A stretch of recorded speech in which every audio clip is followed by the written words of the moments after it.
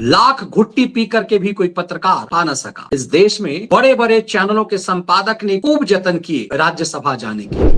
राजीव शुक्ला ने जय शाह का हाल के दिनों में गुणगान किया। जय शाह के गुणगान की सजा उन्हें यह मिली कि उन्हें कांग्रेस पार्टी ने हिमाचल प्रदेश के प्रभारी पद से धक्के मारकर बाहर कर दिया। अब सोचिए कि कांग्रेस पार्टी को कैसी मिर्ची लगाए होंगे। राजीव शुक्ला ने क्या कहा, दिन रात मेहनत करते हैं, छुट्टी नहीं लेते हैं। यही बात नरेंद्र मोदी के लिए कही जाती है तो कांग्रेस के खलियर खैराती खुदक पड़ते हैं। कहते हैं सोनिया गांधी को रिफॉर्म करने, सोनिया गांधी को दोबारा ताकतवर बनाने में बहुत बड़ी भूमिका राजीव शुक्ला की है। नमस्कार, कैसे हैं आप? भारतीय राजनीति में पत्रकारिता से प्रमोट होकर राजीव शुक्ला हो जाना एक मुहावरा है।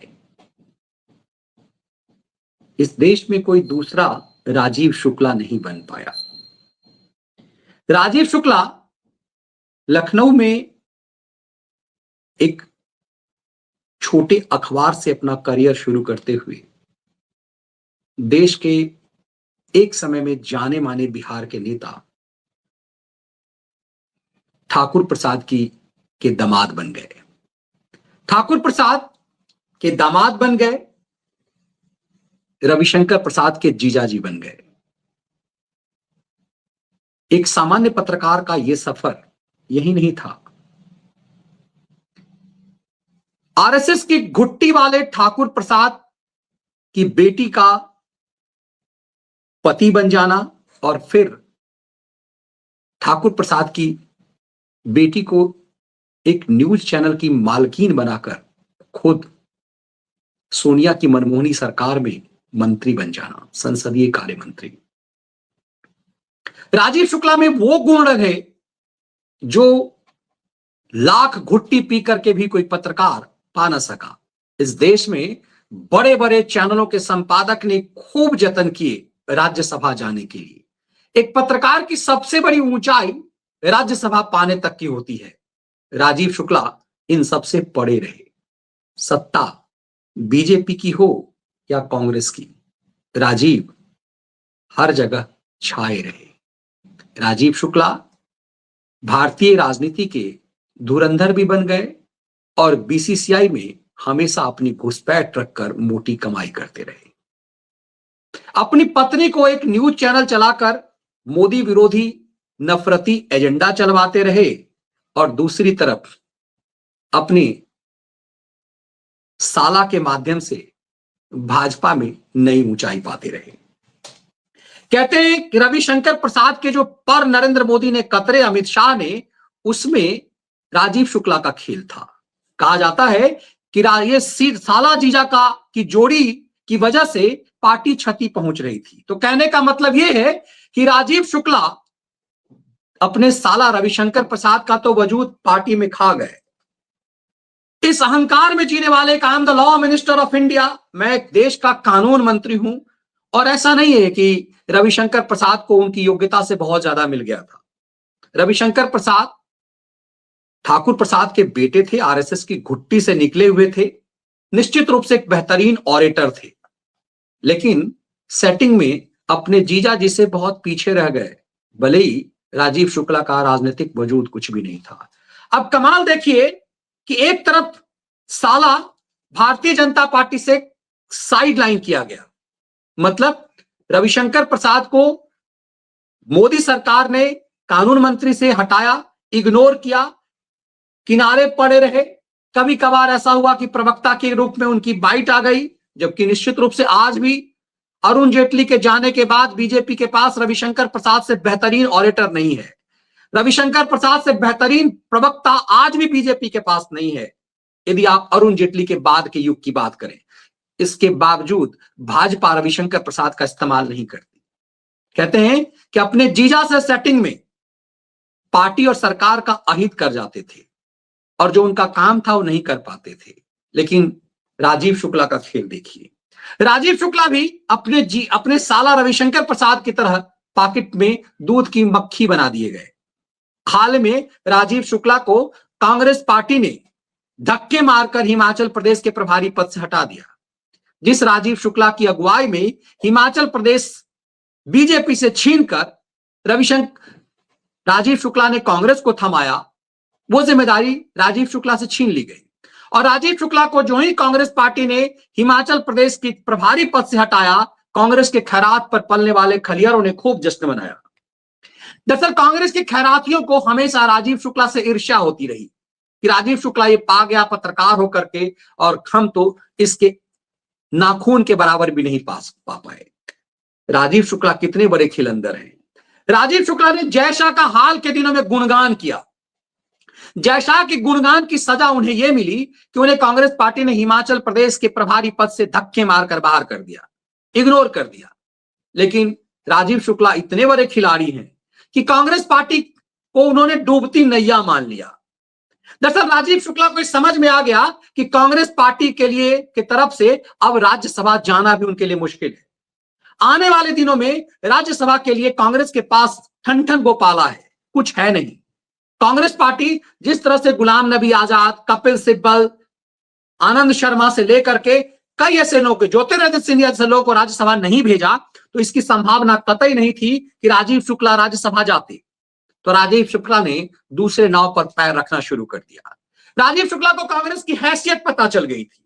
राजीव शुक्ला को पता चल गया था कि आने वाले दशक तक कांग्रेस दूर दूर तक सत्ता में दिखाई नहीं दे रही है। लंबे समय तक राज्यों में कांग्रेस की हैसियत खत्म हो रही है। आने वाले दिनों में कर्नाटक और हिमाचल प्रदेश से भी सरकार चली जाएगी। तेलंगाना में हाल में सरकार बनी तो तेलंगाना में वजूद कुछ दिनों के लिए बच जाएगा, वरना कांग्रेस का सुपरा साफ है। ऐसे में राजीव शुक्ला का राज्यसभा जाना लगभग असंभव है। तो राजीव शुक्ला ने भजन गाना शुरू कर दिया जय शाह का।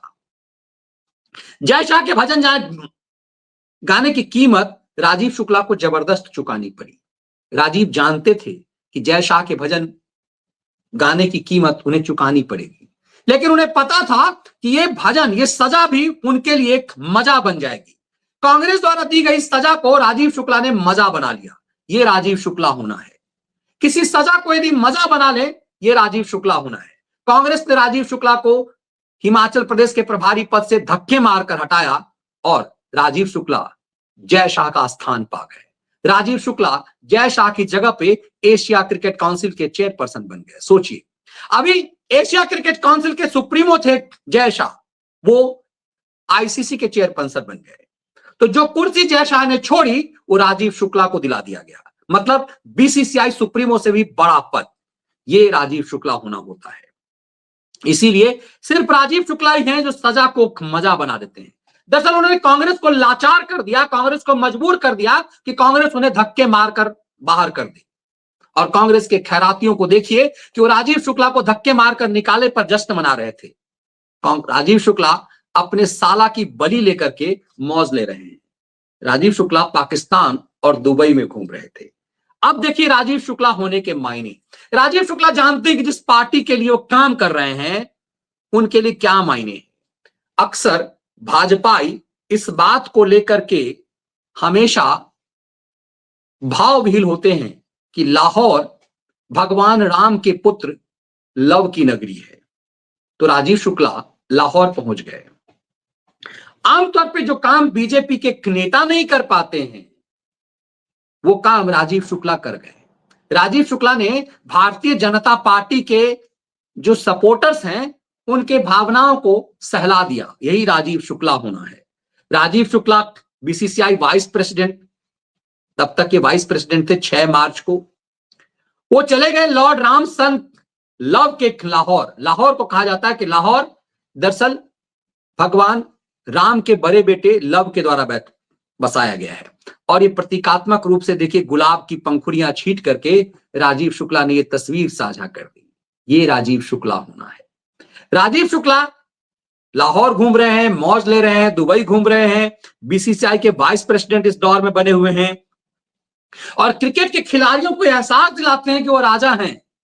जिस देश में क्रिकेट के खिलाड़ी नायक हैं वो भारतीय क्रिकेट के खिलाड़ी राजीव शुक्ला के सामने सालों से घुटने पर रहे। सत्ता किसी की भी हो, राजीव शुक्ला की बीसीसीआई में घुसपैठ रही है। लेकिन कांग्रेस की सत्ता में भी राजीव शुक्ला को वो मजा कभी नहीं मिल पाया जो बीजेपी में जय शाह ने दिलाया। जय शाह ने राजीव शुक्ला को ऐसी मौज दिलाई जिसकी कल्पना नहीं कर सकते हैं। अभी एशियन क्रिकेट काउंसिल के अध्यक्ष थे जय शाह, वो प्रमोट होकर के आईसीसी के चेयरपर्सन बन गए, तो Rajiv Shukla Asian Cricket Council के चेयरपर्सन बन गए।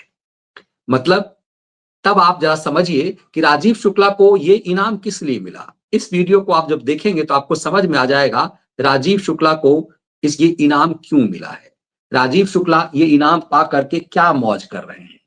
ये चीजें बताती है कि अक्सर राजीव शुक्ला होने के मायने क्या हैं। राजीव शुक्ला यदि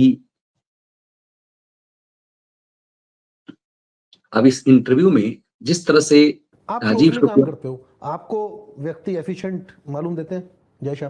पर्सनली ऐसे पूछ रहा हूं, जनरली पूछ रहा हूं, जेन्युइनली। मेहनत तो भयानक करना है। ओके, एफिशिएंट रात दिन इसी काम में जुटे हुए हैं, मतलब वो क्रिकेट के काम में रात दिन लगे रहते हैं। ठीक है। तो उसकी वजह से जो ये सब हो रहा है कि हमारा इंफ्रास्ट्रक्चर बढ़ता चला जा रहा। इसके अलावा हम आईसीसी का सबसे बड़ा जो शेयर लाए, तो सबसे बड़ी लड़ाई थी। ये तो बहुत बढ़िया बात है, लाना ही चाहिए। तो उसका विमेन क्रिकेट शुरू हुआ, WPL शुरू हुआ, विमेन को बराबर का पैसा मिलने लगा क्रिकेटर्स को। तो ये सब डिसीजन तो हाल में भी चेंज लिए। बहुत अच्छी बात है। जो रणजी ट्रॉफी की भी जो सैलरीज बढ़ी हैं वो भी बहुत अच्छी बात है। डोमेस्टिक प्लेयर्स, क्योंकि इंटरनेशनल और ये सब तो ठीक है, उनको तो अच्छा पैसा मिल रहा है। जूनियर सबका बड़ा वो तो बढ़ते ही रहना चाहिए। जैसे आपने जय की बात की, जय शाह जी की, अच्छी बात है। आप बता रहे हो वो इतना कर रहे हैं इंडियन क्रिकेट के लिए, तो बहुत अच्छी बात है।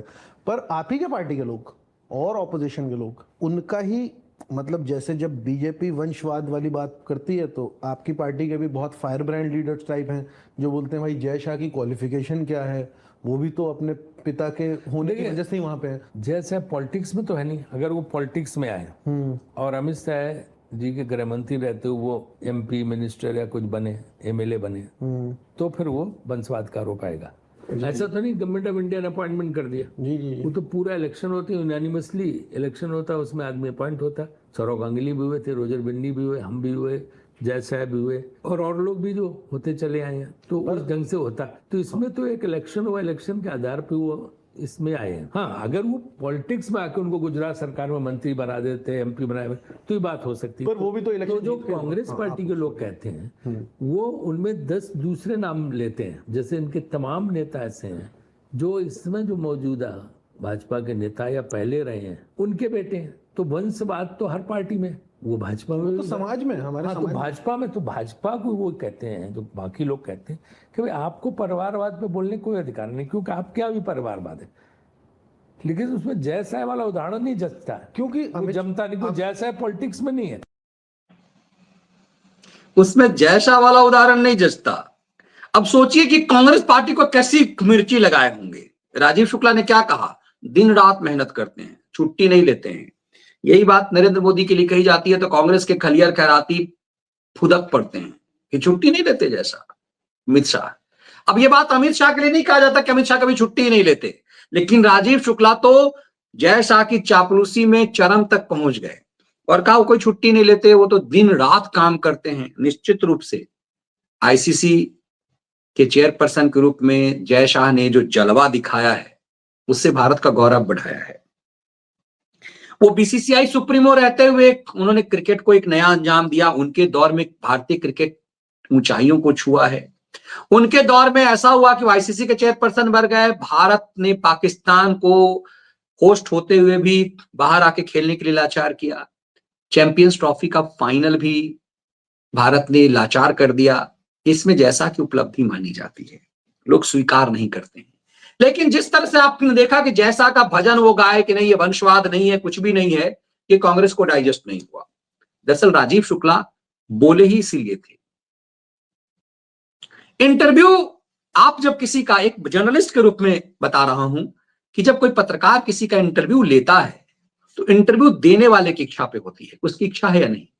जिस व्यक्ति का ने जैसा राजीव शुक्ला का इंटरव्यू लिया वो पता है कि खेलते कूदते वो चीजें करता है, वो एक दूसरे ढंग का जर्नलिस्ट है नहीं, खेलते कूदते करता, इसी ढंग का उसका सलीका है। उसमें राजीव शुक्ला से उसने सब कुछ बुलवाया और वो बुलवाया जो राजीव शुक्ला बोलना चाहते थे। दरअसल आमतौर पर यही होता है कि नेता जो बोलना चाहते हैं वही होता है, वही बोलते हैं। और राजीव शुक्ला जैसा घाक पॉलिटिशियन, ऐसा घाक पॉलिटिशियन जो कांग्रेस में रहे या बीजेपी में रहे, वैसे राजीव शुक्ला का पूरा करियर पॉलिटिकल करियर कांग्रेस में ही रहा है, लेकिन उनकी सेटिंग ऐसी रही है, रिलेशंस उनके ऐसे रहे कि आडवाणी जी से भी वो सलाम दुआ उनका बेहतर रहा। ये राजीव शुक्ला की खासियत रही है। राजीव शुक्ला न्यूज 24 चैनल, उन्होंने दरअसल रूबरू कार्यक्रम शुरू किया था और रूबरू कार्यक्रम के दौरान ही राजीव शुक्ला ने नेताओं से रिश्ते बनाए। आमतौर पर पत्रकार कई लोग सिर्फ इंटरव्यू करते हैं, हो गया। राजीव शुक्ला ने जिस जिसका इंटरव्यू किया उस सब के साथ रिलेशन बने। हमारा सनसनीबाज राजीव शुक्ला का ही चेला था। राजीव शुक्ला के चैनल में कुर्सी इधर उधर करने का काम करता था राजीव भाई। जब एक आदमी इंटरव्यू लेगा, कैमरामैन रिकॉर्डिंग करेगा, तो बाकी क्या करेगा? कंघा करेगा, कुर्सी टेबल लगाएगा। तो हमारा सनसनीबाज यही काम करता था। तो उसने अटल जी का इंटरव्यू जब राजीव शुक्ला ने लिया था, उस समय सनसनीबाज ने एक तस्वीर अपनी साझा की थी कि मैं अटल बिहारी वाजपेयी का जब इंटरव्यू राजीव शुक्ला ले रहे थे तो मैं था। तुम क्या को उकार रहे थे भाई?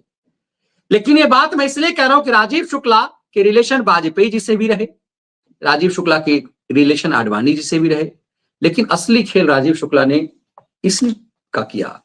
आडवाणी जब दूरदर्शन को देख रहे थे, उन्होंने जब